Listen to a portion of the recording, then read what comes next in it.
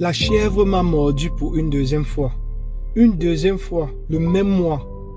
Ça veut dire qu'il y a quelque chose qui ne va pas.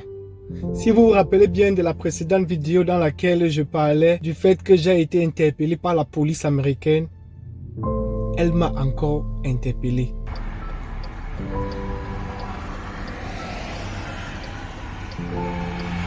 C'est terrible. Il y a des moments comme ça. Tu travailles, tu es fatigué, tu dois payer encore la police, payer les tickets.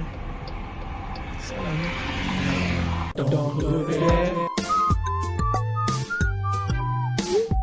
Dans repère. Salut à toutes et à tous. Bienvenue dans ton repère, la boussole des Africains en Amérique. Avant de continuer, permettez-moi de me présenter. Je suis Yannick Poko. Je vis en Amérique et je suis le père de ton repère. Sur cette chaîne, nous parlons d'immigration en Amérique, de dévéloterie, des visas, des erreurs à éviter et surtout des astuces pour vous en sortir en Amérique afin de réaliser votre rêve américain. Où que vous soyez, même en Afrique, et de préparer votre grand retour en Afrique si vous vivez déjà aux États-Unis d'Amérique. Allez, c'est parti. Je vous dis, je ne comprends pas ce qui ne va pas. La première fois qu'elle m'a interpellé, ça m'a valu la somme de 270 $. Ça c'est combien? C'est plus de 100, près de 150 000 francs au pays. Et la deuxième fois qu'elle m'a interpellé, ça a valu la somme de 193 $. Qu'est-ce qui ne va pas? Peut-être c'est cette nouvelle voiture qui m'apporte de la malchance ou quoi. Je dois m'en séparer ou bien je dois plutôt apprendre à la maîtriser. C'est juste que vous voyez, la route est assez vaste ici. J'ai fait près de 4 ans en Californie, mais j'ai jamais eu de ticket. Je savais même pas quelle était la couleur d'un ticket. Mais depuis que je suis venu ici dans ce nouvel état, les routes sont larges. Elles me laissent accès à tout. Et puis quand j'accélère, c'est comme ça que la police m'interpelle chaque fois. La première fois, ils m'ont dit que j'étais à 94 miles à l'heure. J'ai un peu baissé, cette fois-ci je suis à 85 miles à l'heure. La norme est à 65. Mais ne dites pas que je suis têtu parce que je crois pas qu'il y a personne qui respecte cette norme de 65 miles à l'heure. Parce que, dis-toi que lorsque tu es assis dans le véhicule, tu te mets à 65, tu roules, c'est comme si tu es assis sur les patins et qu'un enfant de 5 ans est en train de te pousser par derrière. Donc je suis assis là comme ça là, le véhicule est en train de rouler, je regarde, il me regarde et c'est very boring, c'est vraiment ennuyant. C'est le prix que j'en paye maintenant. Donc ça c'est le salaire d'une personne peut-être pour 6 mois que je suis en train de payer, juste parce que j'ai fait la vitesse au freeway. Je ne vais pas accuser le système américain, tout au contraire je les encourage. Si en Afrique également on pouvait être assez strict comme ça là et taper fort lorsque tu fais des bêtises, je crois que les gens devaient être alignés. Je suis en train de m'aligner progressivement. C'est vrai que c'est un peu difficile parce que je fais toujours des longs voyages. Imagine toi, tu vas faire 535 miles et tu vas te mettre à rouler à 65 miles à l'heure. Tu vas jamais arriver et puis tu vas te sentir plus fatigué. Donc c'est un peu ce qui m'arrive, la chèvre fait que me mord. Tu imagines que tu vois bien un piège, tu sais que voilà le piège. Tu esquives, tu dis aux gens que esquiver, tu montres même aux gens esquiver. Les gens esquivent, mais c'est toi qui entres dans ce piège. C'est ce qui m'arrive. J'arrive même pas à parler. Je n'ai même pas encore payé la première citation qu'ils m'ont déjà envoyé la deuxième. Je vais tout payer, mais j'essaie d'être encore un peu plus prudent. Je vais réduire progressivement les vitesses et je vais m'y habituer. Je crois que c'est aussi le fait d'être confortable dans un véhicule. Donc quand tu es assez confortable, tu ne vois pas la vitesse aller, tu ne sens pas la voiture secouer et puis tu es toujours en train d'appuyer sur le champignon. C'est ce qui m'arrive là. Et c'est vraiment énervant. C'est très énervant de voir que je vais me voir en train de dépenser près de 500 $ juste pour donner à la police. Et ces gars sont assez stricts, man.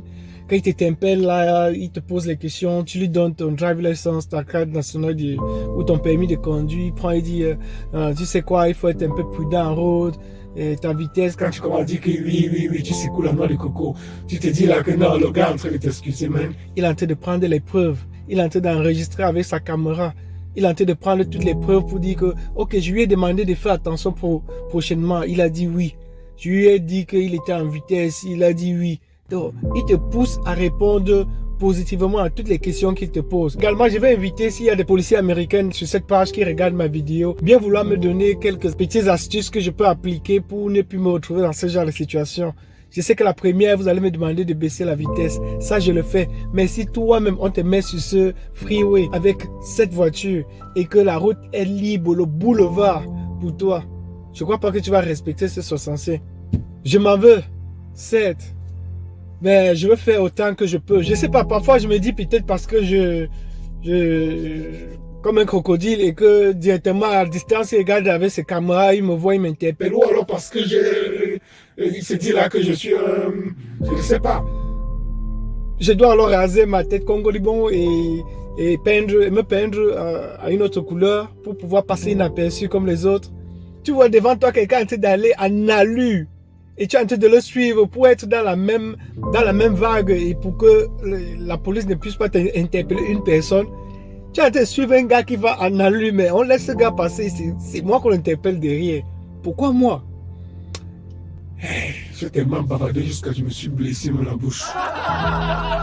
Je crois que ça c'est la blessure du paludisme. On m'a dit qu'il n'y a pas de paludisme en Amérique. Je remarque ce bouton lorsque j'avais du paludisme en Afrique et ce bouton poussait toujours sur les côtés de mes lèvres ainsi. Je sais pas ce qui est arrivé, peut-être parce qu'il est tellement bavardé. Ah, je m'en veux grave. Et quand tu fais cette histoire, ce genre d'erreur, tu as envie bien de regretter. Et puis tu te dis, oh, si j'avais su, j'allais rouler doucement. Ok, la prochaine fois, je vais faire mieux, je vais aller mieux. Mais guess what? La prochaine fois, ça revient toujours la même chose. Aïe, aïe, aïe. Dites-moi en commentaire ce que vous me conseillez de faire. Je dois me séparer de ce véhicule ou alors je dois m'adapter avec lui. Je dois m'adapter aux panneaux de circulation ou alors je dois challenger les policiers. Donnez-moi quelques petites phrases qui vont me consoler parce que ça fait vraiment mal. Ça me fait tellement mal. Même comme je suis en train de rire, je suis à 262 $ pour le premier ticket et le deuxième, je suis à 193 $. Les deux mélangés font combien? Ça, c'est le salaire d'un jeune Africain en 6 mois. Ok. J'attends de vous des commentaires pour essayer de me soutenir, pour me donner vos soutiens. Parce que vous savez, j'ai passé mon temps à vous soutenir. Ça, c'est le moment pour vous de me rendre l'ascenseur. Et s'il y a certains qui veulent bien m'aider à payer ce ticket, mes bras sont ouverts. On ne sait jamais, peut-être qu'il y a des gens qui peuvent bien m'aider à payer ce ticket. Je suis partant. Qu'est-ce que je vais encore faire? Ça me touche vraiment. Maintenant, quand je roule, je ne sais même plus comment je vais rouler. Je suis assis sur le volant comme ça, comme une grand-mère qui a eu son permis il y a de cela 50 ans. Je suis là en train de rouler là, avec une voiture assez puissante.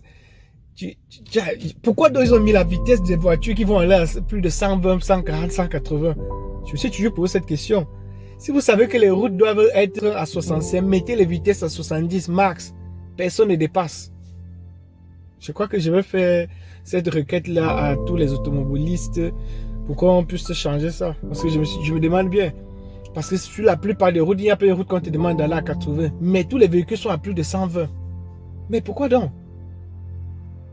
Ils font déjà, je réfléchis même sur les questions qui n'ont pas de sens. Les questions auxquelles je ne peux jamais avoir des réponses. Allez les amis, je vais vous laisser et laissez-moi chercher l'argent pour payer ces tickets. Et je crois aussi que si en Afrique on était un peu strict de cette manière, les gens devaient vraiment s'aligner. Si on disait qu'il n'y a pas de corruption, on ne donne pas de l'argent aux policiers. Si tu fais une erreur, le policier te met un ticket et tu dois payer le ticket en ligne. Parce que vous savez aussi quoi, lorsqu'ils interpellent plusieurs véhicules, ils ont aussi des primes. Donc, ne les prends pas mal, ils sont en train de faire leur boulot. A dit que je rêvais être un policier. Je pense que mon grand frère m'avait déconseillé. Mais quand je rêvais être policier, c'était pas de prendre le sifflet en route et de siffler. Je voulais être ingénieur policier. Donc dans la police, je suis un ingénieur. Je me disais que ça allait être aussi facile, mais je crois que dans nos pays, là, quand tu vas commencer, ça va d'abord t'envoyer à Bakassi. Tu vas d'abord porter les armes et tout le reste. Je respecte bien la police et surtout ceux qui font bien leur boulot. Mais également, je vous demande aussi souvent d'être un peu clément. Par moment, il faut dire aux gars que attention, je t'avertis, même si c'est l'avertissement verbal. Parfois, ça marche. Il y a des gens psychologiques, quand tu les touches avec l'avertissement verbal, la prochaine fois, il ne blague plus. So, il va se dire que celui-là, il a pris de la peine de m'excuser. Et je crois que je vais aller dans la même lancée que lui. Je vais faire attention prochainement.